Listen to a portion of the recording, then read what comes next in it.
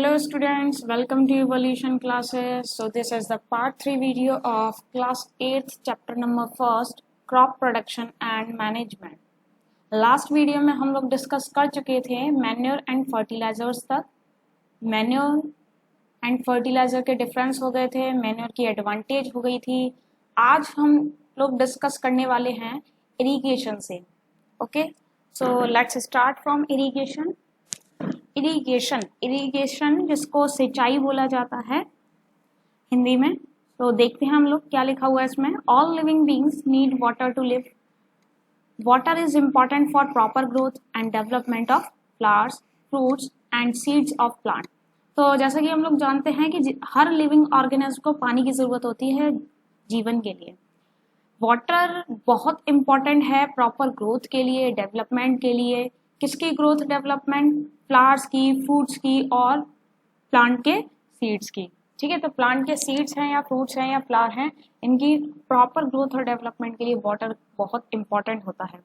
Next, water is absorbed by plant roots. Water plant roots के द्वारा absorb किया जाता है। Along with water minerals and fertilizers are also absorbed. Water के साथ साथ कुछ मिनरल्स और फर्टिलाइजर्स भी एब्जॉर्ब किए जाते हैं। Plant contain 90% water. Plant 90% water contain करते हैं। Water is essential because germination of seed does not tech space under dry condition. तो वाटर जो है वो सीड के जर्मिनेशन के लिए बहुत जरूरी होता है। सीड के अंकुरित करने के लिए बहुत जरूरी होता है वाटर, क्योंकि अगर सीड ड्राई कंडीशन में है तो उसमें जर्मिनेशन नहीं होगा। तो जर्मिनेशन के लिए वाटर एसेंशियल होता है। Next, nutrients dissolved in water get transported to. जो न्यूट्रिएंट वाटर में डिसॉल्व हो जाते हैं वो ट्रांसपोर्ट कर दिए जाते हैं to the each part of the plant के हर पार्ट तक। Water also protect the crop from both frost and hot air current to maintain the moisture of the soil for healthy crop growth field have to be watered regularly. Okay, तो देखिए last video में हम लोग इसका part first की video का link मैं आप लोगों को इसी वीडियो के डिस्क्रिप्शन में दे दूंगी और पार्ट सेकंड की भी दे दी जाएगी। आप उसको पढ़ लें, उसके बाद थर्ड वीडियो पे आ जाए। जो अभी नए हैं वो फर्स्ट और सेकंड पार्ट को पढ़ लें, उसके बाद यहाँ पर थर्ड वीडियो में आके ये वीडियो देख सकते हैं। तो इस वाले पार्ट में बताया गया है कि न्यूट्रिएंट्स के साथ मिनरल्स जो है वो एब्जॉर्ब हो जाते हैं और रूट्स के द्वारा सारे पार्ट्स तक पहुंचा दिए जाते हैं। अब वाटर जो है वो क्रॉप को प्रोटेक्ट करता है। Water also protect the crop from both frost and hot air current. तो देखिए वाटर का काम पहला तो ये है कि न्यूट्रिएंट्स प्रोवाइड कराने का, ठीक है। उसके साथ न्यूट्रिएंट डिसॉल्व हो जाते हैं तो वो पूरे प्लांट के पार्ट्स तक पहुंच जाते हैं। दूसरा काम जर्मिनेशन के लिए बहुत इंपॉर्टेंट है, सीड जर्मिनेशन के लिए। तीसरा काम हमने क्या देखा कि वाटर प्लांट को या क्रॉप को फ्रॉस्ट मतलब ठंड से और हॉट एयर करंट से, गरम जो लू चलती है, गरम हवाएं जो चलती हैं या ठंड होती है, उन सारी चीजों से बचाता है। तो टू मेंटेन, देखते हैं हम लोग, to maintain moisture of the soil for healthy crop growth field have to be watered regularly. ठीक है, तो अगर हमें सॉइल में मॉइस्चर रखना है, मेंटेन रखना है, अगर हमें सॉइल में मॉइस्चर मेंटेन रखना है जिससे कि हमें हेल्दी क्रॉप देखने को मिले, हेल्दी क्रॉप ग्रो हो, तो हमें फील्ड को वाटर करना पड़ेगा रेगुलर इंटरवल पर। मतलब कुछ हर टाइम के बाद एक रेगुलर इंटरवल पे हमें फील्ड को क्या करना पड़ेगा? वाटर करना पड़ेगा, मतलब इरिगेट करना पड़ेगा, पानी देना पड़ेगा। The supply of water to crop at different intervals is called irrigation. Irrigation की डिफाइन है ये। What is irrigation? Supply of water to crops. Crop को वाटर सप्लाई करना एट डिफरेंट इंटरवल, हर टाइम के दौरान, मतलब डिफरेंट टाइम के दौरान, तो उसको इरिगेशन बोला जाता है। Okay, the time and frequency of irrigation varies from crop to crop. अब कितने किस क्रॉप में कितनी इंटरवल के बीच में पानी को देना है, कितनी फ्रिक्वेंसी के साथ देना है, मतलब कितना पानी देना है और कितने समय के दरमियान देना है। तो उसके लिए डिपेंड करता है कि क्रॉप कौन सी है आपकी, ठीक है। सॉइल का भी टेक्सचर डिपेंड करता है कि सॉइल कैसी है, क्रॉप कैसी है, ये सारी चीजें डिपेंड करती हैं। So the time and frequency of irrigation varies from crop to crop, soil to soil and season to season, season पर भी डिपेंड करता है। जैसे आप लोग समझ सकते हैं कि गर्मी में पानी की जरूरत ज़्यादा होती है, ठंड में पानी की जरूरत कम होती है। अगर आप ज़्यादा पानी दे देंगे तो पौधा गल जाएगा। So in summer the frequency of watering is higher, जैसा कि यहाँ पे भी लिखा हुआ है। वाई इज इट सो, ऐसा क्यों होता है? Could it be due to increased rate of evaporation of water from the soil and the leaves? क्या ये evaporation की रेट इंक्रीज होने की वजह से होता है? ठीक है, ये पूछ रहा है, यहाँ पे क्वेश्चन पूछा गया है कि ऐसा क्यों होता है। तो क्या ये इवेपोरेशन, वाटर की इवेपोरेशन रेट इंक्रीज होने की वजह से होता है सॉइल से या लीफ से? So I'm very careful this year about watering the plants. Last summer my plants dried up and died. तो इस बार मैं बहुत केयरफुल हूँ, वो जो बोल रहे हैं, इस बार मैं बहुत केयरफुल हूँ अपने प्लांट्स को वाटरिंग देने के लिए, वाटरिंग के पर्पज से। बट लास्ट समर में मेरे जो पौधे थे वो सूख गए थे और उसके बाद खत्म हो गए थे। What is the source of irrigation?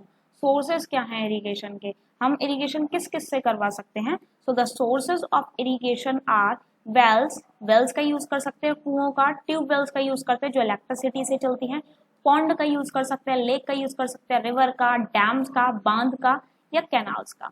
ठीक है, इनमें से हम किसी का भी यूज कर सकते हैं। कैनाल्स, नहरें। ट्रेडिशनल मेथड्स ऑफ इरिगेशन, जैसे हमने traditional methods of losing of soils देखा था, बिल्कुल वैसे ही ट्रेडिशनल मेथड ऑफ इरिगेशन है। ठीक है, परंपरागत तरीके देख रहे हैं हम, मेथड देख रहे हैं जिससे इरिगेशन किया जाता है। So the water available in wells, lakes and canals is lifted up by the different methods in different regions for taking it to the field। तो देखिए, वाटर जो कुओं में या लेक में या कैनाल्स में होते हैं, अवेलेबल होते हैं, उनको अलग अलग मेथड से लिफ्ट किया जाता है अलग अलग रीजन से, जिससे कि वो फील्ड में पहुंचाया जा सके वो पानी। So first of all cattle और human labour is used in these method. या तो कैटल्स का यूज कर लेते हैं या फिर ह्यूमन लेबर का यूज कर लेते हैं इस मेथड के लिए। So these method are cheaper, ये मेथड सस्ते हैं बट लेस एफिशिएंट है। The various traditional ways are, various traditional ways हैं जैसे कि मोट, जिसको पुली सिस्टम बोलते हैं, पुल किया जाता है इसमें रस्सी से। नेक्स्ट है चेन पंप। ठीक है, तो ये दो मेथड हैं, पुली सिस्टम और चेन पंप। ये आप देख सकते हैं, ये चेन पंप का डायग्राम है, ये मोट है, मोट मतलब पुली सिस्टम। पुली सिस्टम में आप देख सकते हैं कि रस्सी से खींचा जाता है सीधे सीधे, ये पुली सिस्टम है, पुल किया जाता है रस्सी से। इस तरीके से बाल्टी बांध देते हैं एक कोने से और इसको डाल के फिर रस्सी से दूसरी तरफ से खींचते हैं, बाल्टी बाहर आ जाती है, पानी डाल दिया जाता है। ठीक है, लेकिन वहीं पर चेन पंप में आपको क्या देखने को मिलेगा कि एक चेन लगी होती है, उस चेन के हिसाब से सारा काम चलता है, और ये ड्रेन है, ड्रेन सिस्टम बना रखा है, उससे पानी पहुंच जाता है। थर्ड है ढेकली। ढेकली तो और भी ज्यादा ट्रेडिशनल देखी जाए, मतलब काफी ज्यादा पुरानी है। ये आप देख सकते हैं, एक ब्रांच जो है वो लगा दी जाती है, एक तरफ से पत्थर लगा दिया जाता है, जैसे ही बाल्टी ऊपर की तरफ आती है पत्थर नीचे आ जाता है और बाल्टी ऊपर। ठीक है, मतलब इस पत्थर, ये जो स्टोन है इसके बेसिस पे काम करेगा। पत्थर भारी है तो बाल्टी ऊपर रहेगी। ठीक है, फिर बाल्टी को डाल दिया जाएगा पत्थर वगैरह हटा के, तो इस तरीके से ये काम करता है, फिर बाहर निकल आती है बाल्टी और फिर उसको यूज कर लिया जाता है। ढेकली ये देख लिया हमने। तीसरा है रहट। रहट लीवर सिस्टम बोला जाता है इसको। ये जो रहट है ये आप देख सकते हैं, ये एनिमल्स के द्वारा चलाई जाने वाली हैं। ठीक है, जैसे अभी मैंने बोला था ना कैटल्स और ह्यूमन लेबर, तो ये कैटल्स के द्वारा चलाई जाने वाली है, इसको बोला जाता है रहट। इसमें बाल्टियां फंसी होती हैं, ये बाल्टी जैसे जैसे नीचे जाएंगी पानी बढ़ता जाएगा, ऊपर आएंगी पानी गिरता जाएगा, तो इस तरीके से सिस्टम होता है। नीचे जाएंगी पानी आएगा, ऊपर जाएंगी पानी गिर जाएगा, और वो सिस्टम इस तरीके से चलता रहता है। इसको चलाने के लिए ये है, ये चारों तरफ घूमती है, इस तरीके से सर्कुलर मोशन में मूव करती है। ठीक है, तो कैटल्स का यूज किया जा रहा है रहट के लिए। तो यहाँ पे लिखा हुआ है pumps are commonly used for lifting water. Lifting water, पानी लिफ्ट करने के लिए जनरली पंप्स का यूज कॉमनली यूज किया जाता है। और diesel, biogas, electricity and solar system is used to run these pump. इन पंप को चलाने के लिए डीजल, बायोगैस और इलेक्ट्रिसिटी, सोलर सिस्टम, इन सारे सोर्सेस की जरूरत पड़ती है। ठीक है, तो अगर हमें पंप वगैरह चलानी है तो हाँ, diesel, biogas, electricity, solar energy, इन सब का यूज कर सकते हैं। नेक्स्ट आगे है modern methods of irrigation. Modern method क्या है? ये ट्रेडिशनल मेथड थे, अभी मॉडर्न मेथड देख रहे हैं हम लोग इरिगेशन के। So modern methods of irrigation help us to use water economically. The main method used are as follow. Main method में स्प्रिंकलर सिस्टम आता है। तो मॉडर्न मेथड की अगर हम बात करें तो इससे हम वाटर को इकोनॉमिकली यूज करना समझ जाते हैं। अब स्प्रिंकलर सिस्टम में क्या होता है? This system is more useful on the uneven land. याद रखना ये सिस्टम किस लैंड के लिए ज्यादा यूजफुल है। So this system is more useful on the uneven land where sufficient water is not available. तो जब लैंड, जमीन एक जैसी नहीं होती है और वाटर सफिशिएंट नहीं पहुंच पाता है उन जगह पे, तो वहां पे स्प्रिंकलर सिस्टम का काफी अच्छे तरीके से यूज किया जा सकता है और वहां पे वो ज्यादा यूजफुल होता है। सो द पर्टिकुलर पाइप्स, इसमें होता क्या है वो भी देख लेते हैं हम। The perpendicular pipes having rotating nozzles on the top are joined to the main pipelines at regular interval। देखिए इसमें होता क्या है, ये आप देख रहे हैं ये परपेंडिकुलर पाइप्स हैं। परपेंडिकुलर पाइप समझते हैं? ये जो पाइप है और ये वाला जो पाइप है जिससे पानी जा रहा है, इन दोनों के बीच में 90 डिग्री का एंगल बनता है, इसीलिए इनको परपेंडिकुलर पाइप बोला जाता है। वाटर यहाँ से निकलने लग जाएगा, वाटर जो है वो यहाँ से निकलने लग जाएगा बाहर की तरफ। ये मेन पाइपलाइन है। इस मेन पाइपलाइन से ये सारे टुकड़े इस तरीके से जुड़े हुए होते हैं और ये जो आप देख रहे हैं ये रेगुलर इंटरवल पे आपको देखने को मिलेंगे। ठीक है, मतलब डिस्टेंस जो है इनकी वो बराबर होती है। ठीक है, डिस्टेंस जो आपको देखने को मिलेगी, दूरी जो मिलेगी वो बिल्कुल बराबर देखने को मिलेगी। तो ये बहुत तरीका है, इवन तरीके से स्प्रेडिंग होती है वाटर की। इरिगेशन जो होता है वो इवन मेथड्स के द्वारा है, इवनली होता है। ठीक है, यहाँ टॉप पे एक नोजल होती है। नोजल मतलब एक तरीके से टोंटी जैसी समझिए। तो इससे क्या होता है, मतलब नल की तरह है ये बिल्कुल, ये रोटेट करती है। ये जो नोजल होती है ये रोटेट करती है। ठीक है, चलिए नेक्स्ट देखते हैं। When water is allowed to flow through the main pipe under, when water is allowed to flow, जैसे ही वाटर को अलाउ कर दिया जाता है मेन पाइपलाइन से फ्लो करने के लिए, so the pressure with the help of pump, जो पंप का प्रेशर होता है, पंप के द्वारा जनरेट किया हुआ जो प्रेशर होता है, it escapes from the rotating nozzles and it gets sprinkled on the crop as it is if it is raining. ठीक है, ऐसा मतलब जब इसमें से स्प्रिंकलर में से पानी निकलता है, फुहारा बोल सकते हैं हम इसे, तो इसमें से जब पानी निकलता है तो बिल्कुल ऐसा लगता है जैसे कि बारिश हो रही है, मतलब पौधों के लिए एक तरीके से बारिश जैसा सिस्टम है। नेक्स्ट है sprinkler is very useful for Sandy soil. Sandy soil के लिए बहुत ज्यादा यूजफुल है। नेक्स्ट है ड्रिप सिस्टम। ड्रिप सिस्टम में क्या होता है, इस सिस्टम में the water falls drop by drop just at the, ये बहुत इंपॉर्टेंट चीज है। देखिए अभी हमने स्प्रिंकलर मेथड देखा था, स्प्रिंकलर मेथड में बिल्कुल बारिश की तरह पानी निकलता है, लेकिन ड्रिप सिस्टम में ड्रॉप बाय ड्रॉप निकलता है, एक एक बूंद करके निकलता है। ठीक है, तो जो रूट की पोजीशन होती है वहां तक जाता है पानी और ड्रॉप बाय ड्रॉप निकलता है। So it is called drip system. दूसरी चीज, it is the best method, it is best technique for watering fruit plants, garden, trees. ठीक है, गार्डन, फ्रूट प्लांट्स हैं, गार्डन्स हैं या ट्रीज हैं, उनको इरिगेट करने का बेस्ट टेक्निक है। और अगर ऐसी जगह है जहां पे पानी की कमी है, availability of water is low, wherever availability of water is low, then it is more useful in this place. ठीक है, तो यहाँ पे the system provides water to plant drop by drop, जैसे कि अभी हमने देखा, water is not wasted at all, it is बूंद। बूंद मतलब होता है एक तरीके से वरदान। ठीक है, चलिए तो बूंद in regions where availability of water is poor, तो जहाँ पे अवेलेबिलिटी वाटर की बहुत कम है उनके लिए एक ये वरदान की तरह है। बून वर्ड लिख लें आप लोग अगर लिखना चाहते हैं तो, वरदान। तो ये मेथड ड्रिप मेथड जो है, ड्रिप सिस्टम बहुत ज़्यादा ठीक है, वाटर वेस्ट नहीं होता है इसमें। नेक्स्ट है protection from weeds. What are weeds?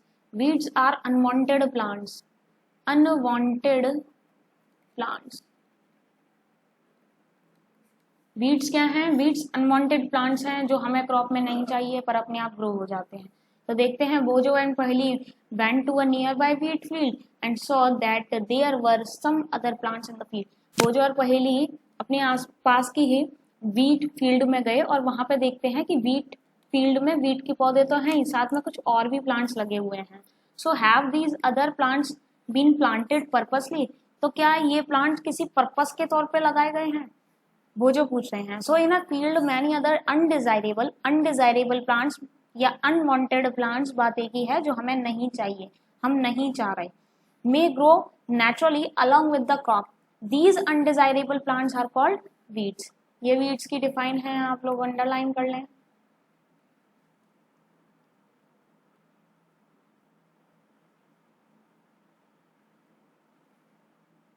Okay, the removal of weed is called weeding. वो प्रोसेस जिसके द्वारा वीड्स को निकाला जाता है उस प्रोसेस को वीडिंग बोला जाता है। अब वीडिंग बहुत जरूरी होता है। Why weeding is necessary?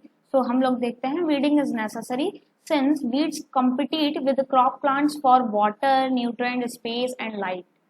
तो देखिए वीड्स, हम क्यों वीड्स को निकालना चाह रहे हैं? बिकॉज वीड्स का क्या होता है कि अगर किसी क्रॉप में वीड लगा है और वहीं पे हमारी क्रॉप के प्लांट हैं, तो क्रॉप के प्लांट में जैसे कि वीट फॉर एग्जांपल, तो इन दोनों प्लांट्स के बीच में कंपटीशन चलने लग जाता है कि कौन कितना ज्यादा पानी लेगा, कौन कितना ज्यादा न्यूट्रिशन लेगा, कौन कितनी ज्यादा स्पेस घेरेगा, लाइट कौन कितनी ज्यादा लेगा।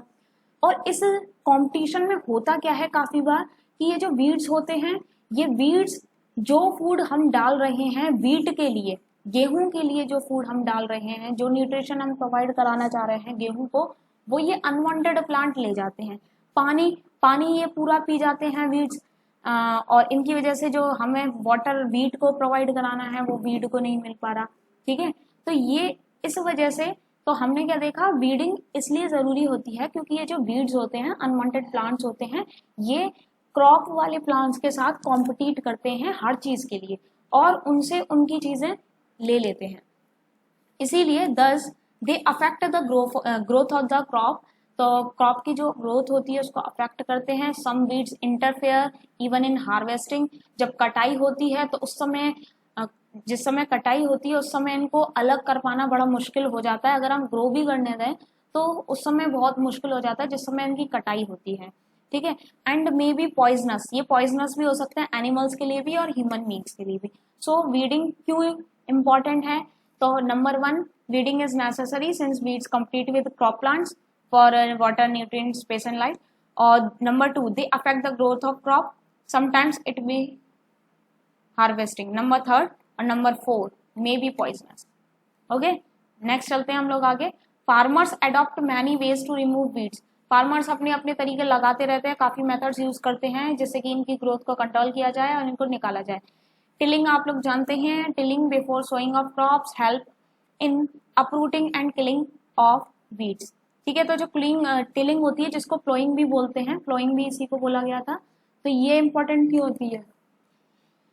ये इस प्लोइंग करने की वजह से जब क्रॉप को सो किया जाता है उससे पहले प्लोइंग की जाती है, जिससे होता गया है कि जो वीड्स होते हैं उन वो या तो किल हो जाते हैं या अपरूटेड मतलब जड़ से निकल आते हैं, जड़ से उखड़ाते हैं, विच मे देन ड्राई अप, और उसके बाद वो सूख जाते हैं और मिक्स हो जाते हैं सॉइल में ही। So the best time of the removal of weed is before they produce flower and seed. तो बेस्ट टाइम कौन सा है, कौन सा समय है जिस समय हम वीड्स को निकाल सकते हैं? बेस्ट टाइम है, so best time when, underline कर लेते हैं हम लोग इसको, ये देखिए बेस्ट टाइम वीड्स को निकालने का है जब उस पौधे पे फ्लावर आने से पहले, before they produce flowers and seeds, फल और फ्लावर्स और सीड आने से पहले का जो टाइम है। नेक्स्ट है manual. Manual removal includes physical removal of weeds by uprooting और cutting them close to the ground from time to time. Manual removal क्या इंक्लूड करता है कि हम फिजिकली रिमूव करते हैं वीड्स को बाय uprooting और cutting them close to the ground from the time to time. समय देखिए, हम अगर वीड्स को निकाल रहे हैं, मतलब हर एक इंटरवल पे देखने को मिल रहा है मैनुअली यूज कर रहे हैं, तो पहली चीज तो फिजिकल रिमूविंग है, जिसमें हम डायरेक्ट अपरूट कर देते हैं, जड़ से निकाल लेते हैं, या फिर हम इन्हें कट कर सकते हैं, ठीक है, ग्राउंड से कट कर सकते हैं। ये टाइम टू टाइम हमें करना पड़ेगा, नहीं तो इनकी ग्रोथ हो जाती है, ठीक है, बढ़ जाती है और फिर इनको निकालना थोड़ा मुश्किल हो जाता है, इसीलिए ये टाइम टू टाइम चलता रहता है। चलिए, ठीक है, मैनुअली मतलब हाथ से। तो हमने क्या देखा, या तो हम हाथ से भी डायरेक्ट अपरूट कर सकते हैं, या हम इन्हें कट कर सकते हैं ग्राउंड से ही, मतलब ग्राउंड नीचे से। Next, this is done with the help of खुरपी, या हम खुरपी की मदद से कर सकते हैं। A seed drill is also use to uproot weed. Seed drill जो जिससे सीड डाले जाते हैं, तो सीड ड्रिल का भी हम यूज कर सकते हैं वीड्स को अपरूट करने के लिए, वीड्स को निकालने के लिए। Weeds are also controlled by using certain chemicals called weedicides. What are weedicides? Weedicides वो केमिकल हैं जो कि weeds को किल करने के लिए यूज किए जाते हैं, ठीक है। तो weedicides का भी यूज किया जाता है। इनको क्या किया जाता है, इनको फसल पे स्प्रे किया जाता है। These are sprayed in the fields to kill weeds. They do not damage the crop. ये crop को डैमेज नहीं करते हैं, but the weedicides are diluted with water to the extent required and sprayed in the field with a sprayer. तो weedicide जो होते हैं वो वाटर के साथ डाइल्यूटेड होते हैं और स्प्रे कर दिए जाते हैं फील्ड में स्प्रेयर के द्वारा। एक स्प्रेयर होता है, उससे स्प्रे कर दिए जाते हैं। नेक्स्ट है, do weedicides have any effect on the person handling the weedicides sprayer. तो यहाँ पे एक वो जो के दिमाग में एक और क्वेश्चन आ चुका है, सो हम लोग देखते हैं। As already mentioned, weedicides are spread during vegetative growth of weeds before flowering and seeds formation. तो देखिए, फ्लावर आने से पहले हम वीड्स, अभी हमने देखा था हम वीड्स को किस ड्यूरेशन पे निकाल लें तब ज्यादा बेटर रहेगा। तो वीड में फूल आए और सीड आए, उससे पहले उसको निकाल लिया जाए तो ज्यादा बेटर होता है। तो हमने जैसा कि अभी देखा कि वीडीसाइड उस समय हम लोग स्प्रे करेंगे जिस समय उसकी वेजिटेटिव ग्रोथ होगी। वेजिटेटिव ग्रोथ मतलब सिर्फ रूट आई है, स्टेम आई है, लीव आई है, ठीक है, रिप्रोडक्टिव ग्रोथ नहीं हुई है, उससे पहले ही हम उसे निकाल लेंगे, मतलब स्प्रे कर देंगे वीडीसाइड्स को। अब स्प्रेइंग ऑफ वीडीसाइड में affect the health of farmers. अब स्प्रेइंग वीडीसाइड्स को स्प्रे कर रहे हैं, वो फार्मर्स की हेल्थ पे भी प्रभाव डाल सकते हैं। So they should use these chemicals very carefully, इसीलिए ये इसको बहुत केयरफुली करते हैं। They should cover their nose and mouth with a piece of cloth during the spraying of these chemicals. जिस समय इन केमिकल्स को डाला जाता है तो वो अपने माउथ को इस तरीके से, जैसे आप देख सकते हैं, माउथ को क्लोज कर लेते हैं, माउथ और नोज को क्लोज कर लेते हैं, जिससे कि इसका नेगेटिव इफेक्ट उनकी हेल्थ पर ना पड़े। नेक्स्ट है हार्वेस्टिंग। हार्वेस्टिंग मतलब कटाई, ठीक है, हार्वेस्टिंग मतलब कटाई। तो harvesting of crop is an important task, ये भी एक इम्पॉर्टेंट टास्क है। कैसे? The cutting of crop after it is mature is called harvesting. Harvesting की डिफाइन क्या है?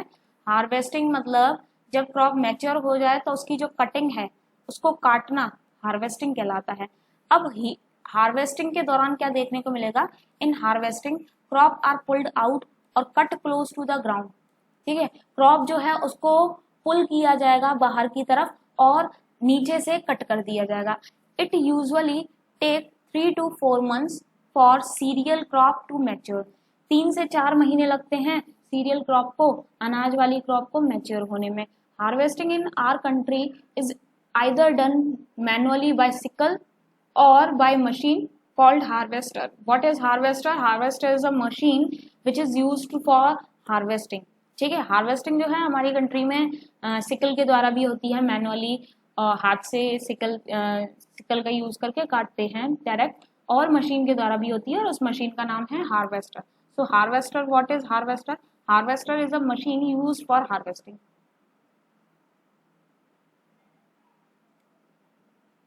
ठीक है, चलिए नेक्स्ट हम लोग चलते हैं आगे की तरफ. In the harvesting crop the green seeds need to separated. Harvesting जिस समय हम करते हैं क्रॉप की, तो उस समय जरूरी होता है कि ग्रेन के जो सीड्स होते हैं उनको अलग कर लिया जाए. किससे? From the chaff. The process, एक मिनट, द प्रोसेस इज कॉल्ड, इस प्रोसेस को थ्रेशिंग बोलते हैं. हमने क्या देखा? चाफ से ग्रेन्स को अलग कर लिया जा रहा है. चाफ से ग्रेन्स को अलग कर लिया जा रहा है, ग्रेन सीड्स को अलग कर लिया जा रहा है, सेपरेट कर लिया जा रहा है. उस प्रोसेस को थ्रेसिंग बोला जा रहा है. तो थ्रेसिंग की भी आप लोग डिफाइन अंडरलाइन कर लें. थ्रेसिंग की डिफाइन है,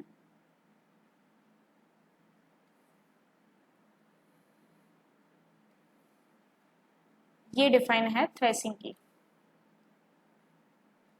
अब थ्रेसिंग होती किससे है? So this is carried out with the help of machine called combine, which is in fact of a combined harvester and thresher. तो देखिए, ये जो थ्रेसिंग है ये एक मशीन की मदद से होती है जिसका नाम होता है कंबाइन. वो असल में भी कंबाइन है, मतलब हार्वेस्टर और थ्रेशर दोनों होते हैं उसमें. तो ये आप जो मशीन देख रहे हैं यही है कंबाइन. ठीक है, इसमें हार्वेस्टर और थ्रेशर दोनों होते हैं, सीड्स अलग कर लिए जाते हैं. ठीक है, चलिए. आफ्टर हार्वेस्टिंग, पहले बोल रही हैं after harvesting sometimes stubs are left in the field which are burned by farmers. Paheli is worried. She knows that it causes pollution or it may also catch fire and damage the crop lying in the field. तो पहली क्या पूछ रही हैं? पहली मतलब बता रही हैं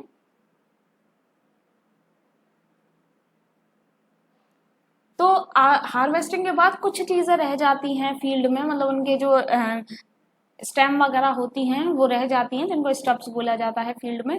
तो वो फार्मर्स के द्वारा जला दी जाती हैं. ठीक है, which are burn by farmers. पहली थोड़ा चिंतित हैं इस चीज को सोच के कि शी नोज, वो जानती हैं कि इससे पॉल्यूशन होता है. इट में ऑल्सो कैच फायर, ये फायर भी पकड़ सकती हैं, और जो बाकी क्रॉप लगी हुई हैं फील्ड में वो जल सकती हैं. ऐसा काफी बार होता है कि फार्मर्स जो हैं वो स्टब्स को जला देते हैं और उसकी वजह से खेतों में आग लग जाती है. ठीक है, तो ये चीज बहुत इंपॉर्टेंट है जो इन्होंने बोली. So farmers with small holding of land do the separation of grains and chaff by winnowing. Winnowing क्या है? फार्मर्स जिनके पास थोड़ी जमीन होती है, with small holding of land do the separation of grains, वो ग्रेन्स का सेपरेशन, और चाफ किससे करते हैं? विनोइंग से करते हैं. तो विनोइंग के बारे में आप क्लास 6 में भी पढ़ चुके हैं, ऐसा यहाँ पे बोला गया है. नेक्स्ट क्या बोला जाता है? ये हार्वेस्ट फेस्टिवल की बात की है. तो हार्वेस्ट फेस्टिवल हम लोग देखते हैं.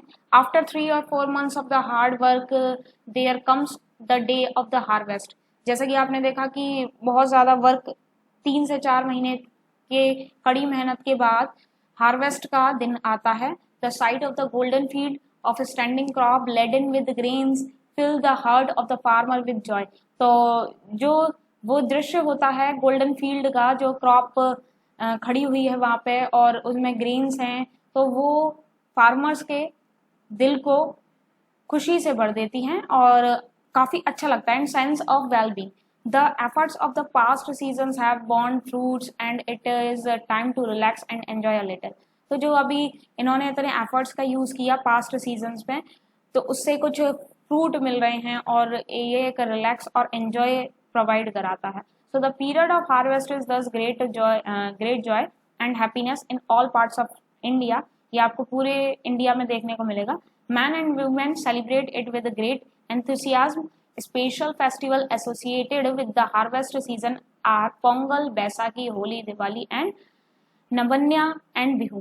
ये स्पेशल सीजन फेस्टिवल्स हैं जो कि हार्वेस्टिंग के दौरान ही देखने को मिलते हैं, मतलब हार्वेस्टिंग से एसोसिएट है, हार्वेस्टिंग से जुड़े हुए हैं. ठीक है, चलिए आगे हम लोग चलते हैं।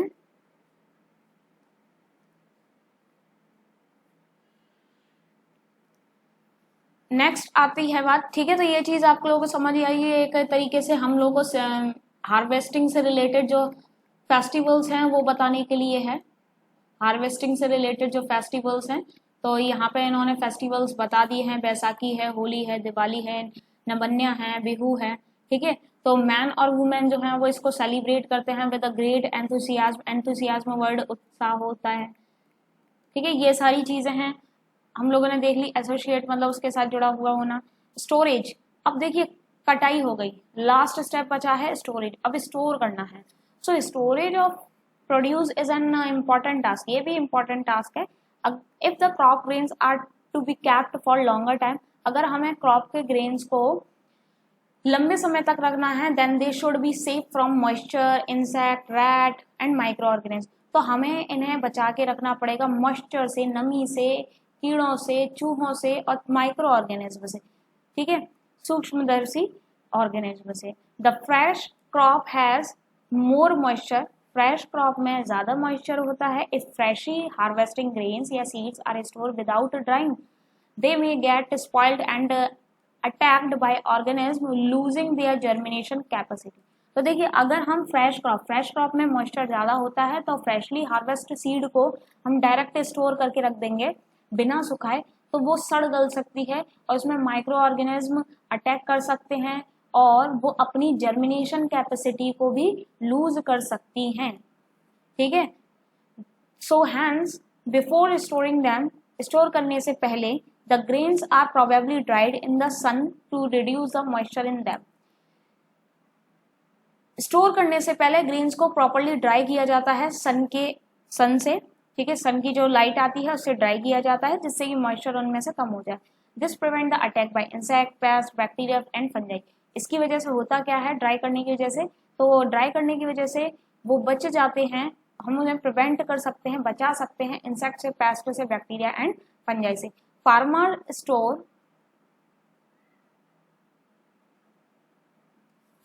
Stores grain in jute bags, jute के बैग्स होते हैं, थैले होते हैं, उनमें स्टोर करते हैं, और मेटेलिक बिन्स होती हैं, ठीक है, मेटल की टीन होती हैं।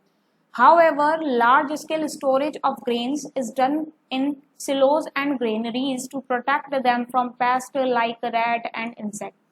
वहीं पर अगर हम देखें तो लार्ज स्केल पे जो स्टोरेज किया जाता है ग्रेन्स का, वो सिलोज में किया जाता है, ग्रेनरीज में किया जाता है, जिससे कि हम पेस्ट जैसे कि रैट और इंसेक्ट से बचा सकें। Dried neem leaves are used for storing grains at home. घर पे हम लोग देखते हैं कि सूखी नीम की पत्तियों को रख दिया जाता है, जिससे कि उनको प्रिवेंशन मिले। For storing large quantity of grains in big godowns, specific chemical treatment are required to protect them from pest and micro organism. अगर हमें लार्ज क्वांटिटी पे स्टोर करके रखना है ग्रेन्स को गोडाउन्स में, तो वहां पर केमिकल ट्रीटमेंट दिया जाता है, जिससे कि पेस्ट से और माइक्रो ऑर्गेनिज्म से प्रोटेक्शन मिल सके। ओके, तो ये आप देख सकते हैं, ये जूट बैग्स हैं। इन जूट बैग्स में इसी तरीके से आप देख सकते हैं कितने सारे बैग रखे हुए हैं। ये बड़े बड़े सिलोज हैं, सिलोज फॉर स्टोरिंग ग्रेन्स, ये सिलोज हैं फॉर स्टोरिंग ग्रेन्स। ओके, इस तरीके से स्टोर किया जाता है ग्रेन को। अब यहाँ पे क्या लिखा हुआ है, after completing this table you must have, ये एक टेबल दिया हुआ है जिसको सॉल्व करना है। मैनी पीपल्स लिविंग, देखिए जरा ध्यान से देखना यहाँ पे क्या बोला गया है। Many peoples living in the coastal areas consume fish as a major part of their diet. देखिए जो कोस्टल एरियाज मतलब समुद्र वगैरह के किनारे जो रहते हैं, जैसे अपने इंडिया का है गुजरात सबसे ज्यादा कोस्टल एरिया, इस तरीके से आप देख सकते हैं। तो जो कोस्टल एरियाज में रहने वाले लोग हैं वो जनरली आप देख सकते हैं वो फिश खाते हैं, उनका मेजर जो डाइट का पार्ट है वो है फिश, ठीक है। So in the previous classes you have learned about the food that we obtain from plants, जैसे कि प्रीवियस क्लासेस में आप लोग पढ़ चुके हैं कि फूड जो कि प्लांट से मिलता है उसके बारे में। But we have just seen that the process of crop production involves number of steps like selection of seed, sowing, etc. Similarly, animals reared at home or in farms have to be provided with proper food, shelter and care. देखिए ध्यान से सुनिए, यहाँ पे बोला गया coastal areas में रहने वाले मोस्टली ऑर्गेनिज्म का मेजर जो डाइट का पार्ट होता है वो फिश होती है। तो हम जैसे लास्ट चैप्टर में पढ़ चुके हैं कि प्लांट से हम फूड का फूड ऑब्टेन करते हैं। इस चैप्टर में हमने क्या देखा कि प्लांट से हमें जो फूड मिल रहा है उस फूड को पाने के लिए बहुत ज्यादा क्रॉप का प्रोडक्शन हमने देखा, कितना सारा स्टेप्स हुए, यहाँ पे सिलेक्शन हुआ सीड का, फिर सोइंग हुई वगैरह वगैरह, बहुत कुछ देखने को मिला। लास्ट में हमने हार्वेस्टिंग भी देख लिया। इसी तरीके से एनिमल्स के साथ भी होता है, सेम वे है एनिमल्स के साथ। एनिमल्स को भी रियर किया जाता है, पाला जाता है, ठीक है, फार्म्स में या होम में, और उनसे फूड प्राप्त किया जाता है, ठीक है, फूड प्रोवाइड किया जाए उन्हें, फूड प्रोवाइड किया जाता है, प्रॉपर शेल्टर प्रोवाइड किया जाता है, केयर प्रोवाइड की जाती है, मतलब सीरियस तरीके से बोला जाए कि उन्हें पाला जाता है फार्म्स में या होम पे, जिससे कि हम उनसे फूड प्राप्त कर सके। So when this is done on large scale, जब इस काम को बहुत लार्ज स्केल पे किया जाता है तो उसको बोला जाता है एनिमल हस्बेंड्री, ठीक है। तो ये एनिमल हस्बेंड्री की डिफाइन है। तो यहाँ पे आप लोग देख सकते हैं ऑलमोस्ट हमारा चैप्टर खत्म हो गया है। यहाँ पे पहेली के दिमाग में एक चीज और आई है, fish is a good for health. Fish good होती है हेल्थ के लिए।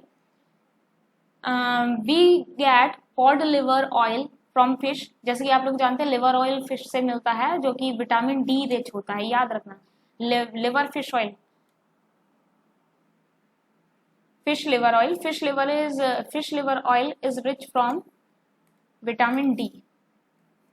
फिश का जो लिवर ऑयल होता है वो विटामिन डी रिच होता है, विटामिन डी से भरपूर होता है।